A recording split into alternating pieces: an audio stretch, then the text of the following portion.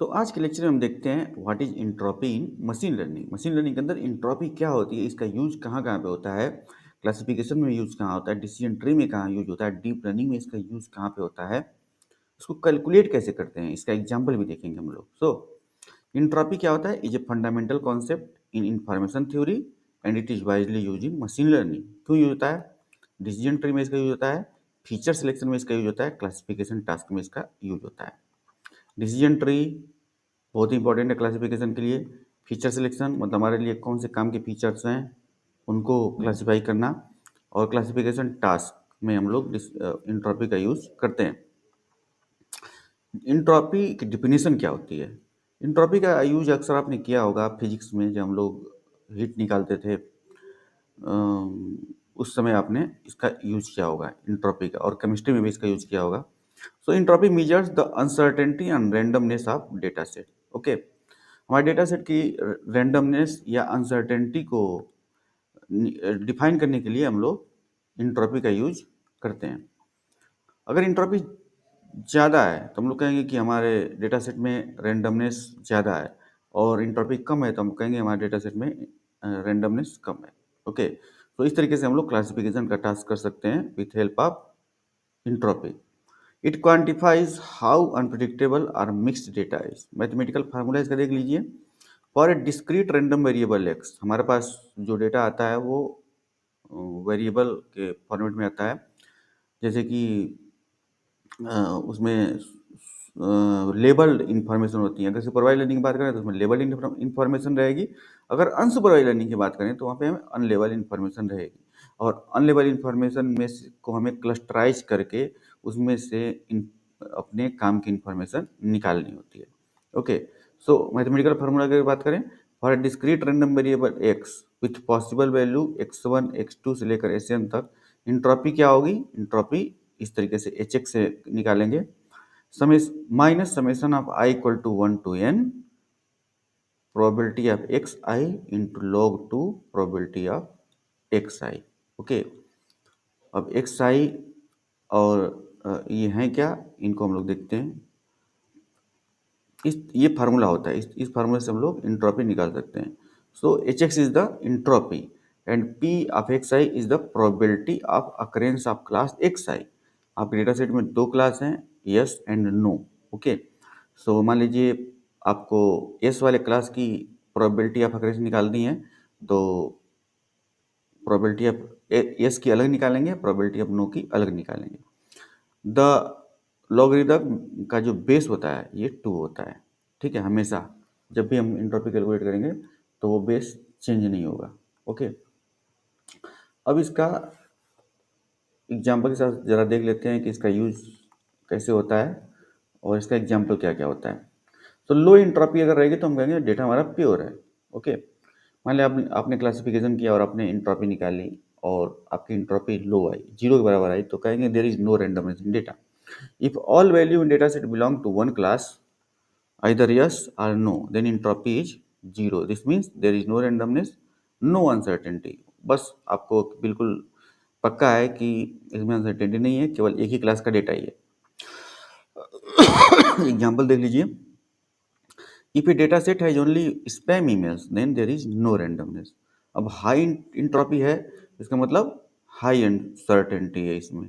ठीक है, तो इंट्रॉपी के बेस पे हम लोग अनसर्टेनिटी या रैंडमनेस को भी डिफाइन कर सकते हैं कि आपका डेटा सेट कितना अनसर्टेन है, कितना रैंडम डेटा सेट है। If the data set is evenly split between classes, class में स्प्लिट हो गया, अगर 50% यस है 50% नो है, इसका मतलब entropy is maximum 1 for binary classification. दोनों को ऐड करेंगे तो 1 होना चाहिए बाइनरी क्लासिफिकेशन में।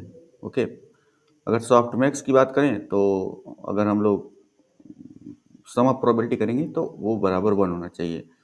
ओके, अगर आपको दो क्लास में क्लासीफाई करना है तो हम लोग बाइनरी क्रॉस एंट्रॉपी निकालेंगे, और अगर आपको मल्टी क्लास में क्लासीफाई करना है तो उसके लिए हम लोग क्रॉस एंट्रॉपी और अन्य भी इंट्रॉपी होती हैं उनको निकालते हैं।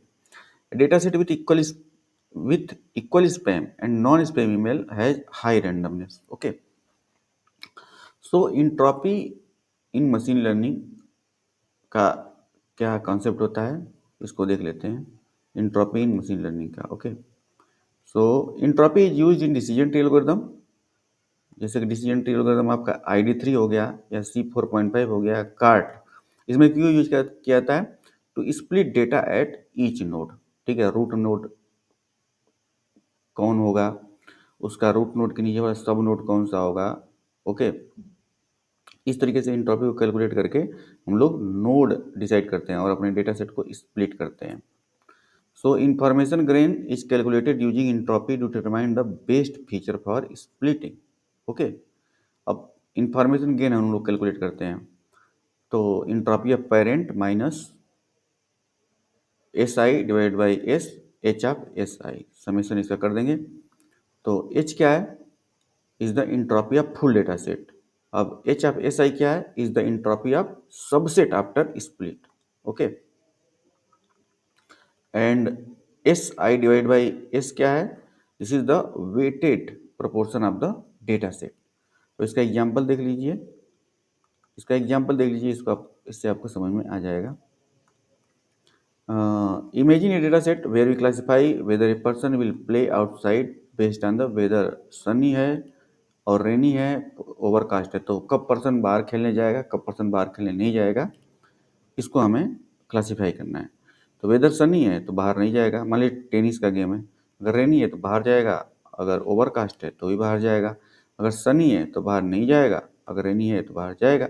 इस तरीके से आपके 3 टाइप के वेदर है, Sunny, runny and overcast. Okay, अब इन 3 वेदर को देख करके हमें ये क्लासीफाई करना है कि पर्सन बाहर जाएगा कि नहीं जाएगा। यहाँ पे बाइनरी क्लासिफिकेशन का यूज हो रहा है, आइदर यस और no. Okay, based on weather condition. Okay, so जब हम लोग स्प्लिट नहीं किए रहेंगे तो उस समय इंट्रॉपी हाई है, so splitting by weather reduce the entropy, क्योंकि हर एक अलग अलग वेदर का हम लोग इंट्रॉपी निकालेंगे। ओके, इसका मतलब कि बेटर क्लासिफिकेशन के लिए हमें वेदर के हिसाब से इसको क्लासिफाई करना पड़ेगा कि either a person will go outside और नॉट। ओके, अब चलते हैं रियल वर्ल्ड में कौन कौन सी इसकी एप्लीकेशन होती हैं। जैसे डिसीजन ट्री में इसका हम लोग यूज करते हैं। डिसीजन ट्री यानी कि ID3, C4.5 एंड कार्ट कुछ एल्गोरिदम है, this use to build decision tree based on entropy reduction. Random forest is the best machine learning algorithm for classification purpose.